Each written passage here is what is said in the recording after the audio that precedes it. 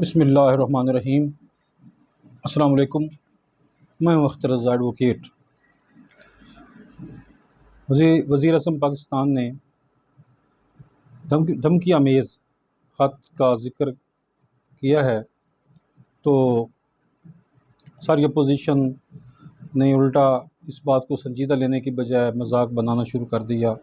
T V channels پر بھی کوئی positive debate نہیں ہو رہی، تو میں نے سوچا کہ میں اس پر تھوڑا سا اپنا پوائنٹ آف ویو پیش کر دوں۔ بات یہ ہے کہ خلافت عثمانیہ کو جب توڑا گیا تو اس وقت کسی نے کہا کہ یہ تو مرد بیمار ہے، اس کو توڑنے کی کیا ضرورت ہے؟ تو انہوں نے کہا کہ خلیفہ کی ایک کال پر پوری امت مسلمہ جہاد کے لیے اکٹھی ہو جاتی ہے، اس لیے اس کا شرازہ بکھیرنا ضروری ہے۔ تو انہوں نے سازشیں کر کے اس کو توڑا اور اسلامی دنیا 57 حصوں میں تقریباً تقسیم ہو کر رہ گئی۔ اب ہر ملک کی اپنی سوچ تھی، اور پھر انہوں نے ان چھوٹے چھوٹے ملکوں کو کنٹرول کرنا شروع کر دیا اپنی سازشوں کے ذریعے۔ تو تب سے لے کے آج تک یہ ریشہ دوانیاں شروع ہیں اور سازشوں کا جال بنا جاتا رہتا ہے۔ اس لیے پاکستان جیسے ہی معرض وجود میں آیا تھا تو اس کو دل سے تسلیم نہیں کیا گیا تھا، یہاں تک کہ انڈیا نے کہا کہ یہ بہت جلد دوبارہ ضم ہو جائے گا، کیونکہ نہ ان کے پاس ڈسپلنڈ فوج ہے، نہ ان کے پاس اثاثے ہیں، نہ ان کی کوئی معیشت ہے، اور نہ ہی ان کے پاس کوئی ایسا نظام ہے کہ یہ ملک کو چلا سکیں گے۔ لیکن خدا کا کرنا یہ ہوا کہ پاکستان اپنے راستے پہ چل نکلا، لیکن سازشیں ہمیشہ ہوتے رہیں۔ تو یہ سب سے اہم چیز یہ تھی کہ سب سے پہلے یہ نفرت کا بیج ہمارے درمیان بویا گیا کہ بنگالی اور مغربی پاکستان کے درمیان یہ بھی ایک سازش تھی، اور ہم بڑی آسانی سے سازش کا شکار ہو جاتے ہیں۔ اس کا رزلٹ یہ نکلا کہ 1971 میں امریکہ اور سوویت یونین اور انڈیا نے مل کر پاکستان کو دو لخت کرنے میں اہم کردار ادا کیا۔ لیکن بدقسمتی کی بات یہ تھی کہ اس میں جو لوگ استعمال ہوئے وہ مجیب الرحمن اور ذوالفقار علی بھٹو شامل تھے۔ گویا ہم بیرونی سازشوں کا شکار تو ہوئے، لیکن ہم خود استعمال ہوئے۔ اب اس کے بعد جب بھٹو نے دیکھا کہ یہ تو ہمارا دفاع بہت کمزور ہے، ہم دوسری قوموں پر کیوں انحصار کریں، تو اس نے ایٹمی پاکستان کی بنیاد رکھی اور پھر اسلامی ممالک کو اکٹھا کرنے کی بنیاد بھی رکھ دی۔ اس بات سے عالمی طاقتوں کو بہت رنج ہوا کہ یہ جو ہونے جا رہا ہے یہ تو پھر اسی طریقے سے اسلامی دنیا اکٹھی ہونے جا رہی ہے، اسلامی بلاک بننے جا رہا ہے۔ تو انہوں نے بھٹو کے خلاف اپنی سازشوں کا جال بچھایا اور بھٹو کو اپنی جان سے ہاتھ دھونے پڑ گئے۔ اب جب سرد جنگ کے نتیجے میں سوویت یونین گرم پانیوں تک پہنچنا چاہتا تھا، وہ افغانستان میں آیا، تو اس میں ہماری ISI نے بہت اہم کردار ادا کیا، ہمارے ملک نے بہت کردار ادا کیا، اور اس دوران پاکستان کی اہمیت بہت بڑھ گئی، اور ہمارے جرنیل جو تھے وہ بہت تجربہ انہوں نے حاصل کیا، اور ہم نے اور ہماری مدد سے جو سوویت یونین تھا اس کا شرازہ بکھر گیا۔ وہ ہم نے 1971 کی جنگ کا بدلہ بھی لے لیا، اور ہماری آرمی بھی بہت مضبوط ہو گئی، اور ہماری انٹیلیجنس ISI بھی بہت مضبوط ہو گئی۔ یہ بات امریکہ کو پسند نہیں تھی، تو اس نے پاکستان کے چوٹی کے جنرلز جو تھے وہ اور جنرل ضیاء الحق کو راستے سے ہٹانے کا فیصلہ کیا، اور یوں ایک فرنٹ لائن قیادت سے ہم محروم ہو گئے۔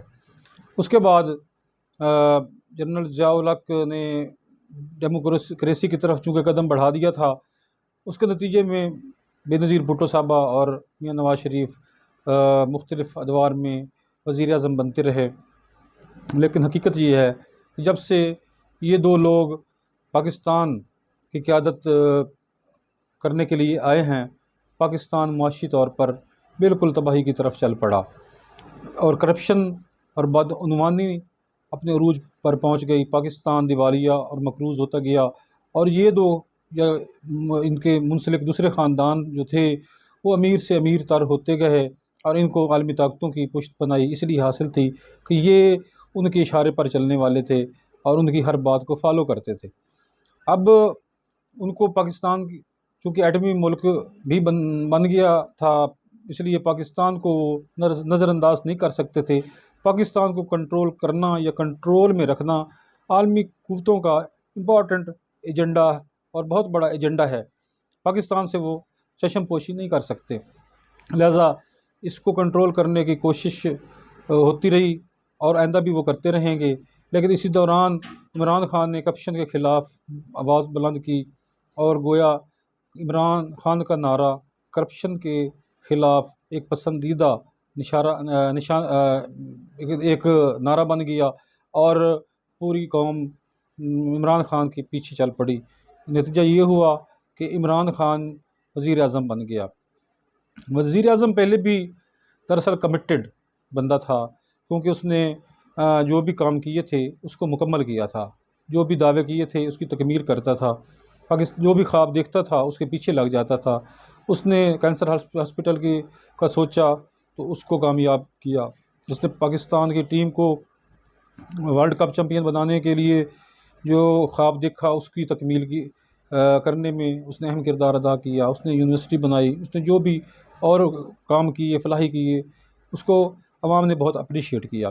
اب وزیر اعظم جب عمران خان بن گیا تو قوم کو وزیر اعظم سے بہت زیادہ توقعات تھیں، اور عمران خان بھی قوم کی توقعات پر میں سمجھتا ہوں 80% پورا ضرور اترا ہے۔ مہنگائی جو تھی وہ کنٹرول کرنا فوری طور پر ممکن نہیں تھا، کیونکہ پاکستان کی معیشت قرضوں کے تلے دبی ہوئی ہے، اور ہم اس سے نکلنے کے لیے عمران خان جیسا بھی اگر لیڈر ہو تو کم از کم 12-14 سال درکار ہیں۔ اس کے علاوہ عمران خان کی پرفارمنس بہت اچھی رہی۔ عمران خان نے یکسر امریکی ایجنڈے کو مسترد کر دیا، اور امریکہ کی جتنی انٹرسٹ تھے اس کے خلاف اس نے چلنا شروع کر دیا۔ خارجہ پالیسی کو بالکل بدل کے رکھ دیا، امریکہ کی بات ماننے سے انکار کر دیا، اور جو بھی اس کے نظریات تھے اس پر عمل درآمد جب شروع کر دیا تو امریکہ کو اور عالمی اسٹیبلشمنٹ کو بہت بڑا دھچکا لگا۔ اور سب سے زیادہ جو اس کو دھچکا لگا وہ اس وقت لگا جب پاکستان نے روس کی طرف اپنا رجحان کیا، اور وہ جب عمران خان روس کا دورہ کرنے جا رہا تھا تو امریکہ نے اس کو روکا، اور یہ بات ہم سب جانتے ہیں، ریکارڈ کا حصہ ہے۔ وہ نہیں رکا تو اس کے بعد امریکہ عمران خان کا دشمن بن گیا۔ اس کے بعد اس نے پریکٹیکلی سازشیں شروع کر دیں، اور اب یہ خط جو ہے وہ اس دھمکی کا حصہ ہے۔ اور اس کے علاوہ اس کے سفیر نے بھی جو امریکہ کا سفیر ہے، ہمارے سفیر سے بھی یہ باتیں ہوتی رہیں کہ آپ کو معاشی طور پر اور مختلف لحاظ سے بہت زیادہ مسائل کا سامنا کرنا پڑ سکتا ہے، آپ امریکہ کو اس طریقے سے نظر انداز نہ کریں۔ لیکن وزیر اعظم پاکستان اپنی دھن کا پکا ہے، وہ اس سے باز تو نہیں آیا، لیکن ہوا یہ ہے کہ اب اپوزیشن جو ہے وہ ایک ایجنڈے پر، جس ایجنڈے پر چل پڑی ہے وہ یکسر امریکہ کا ایجنڈا ہے۔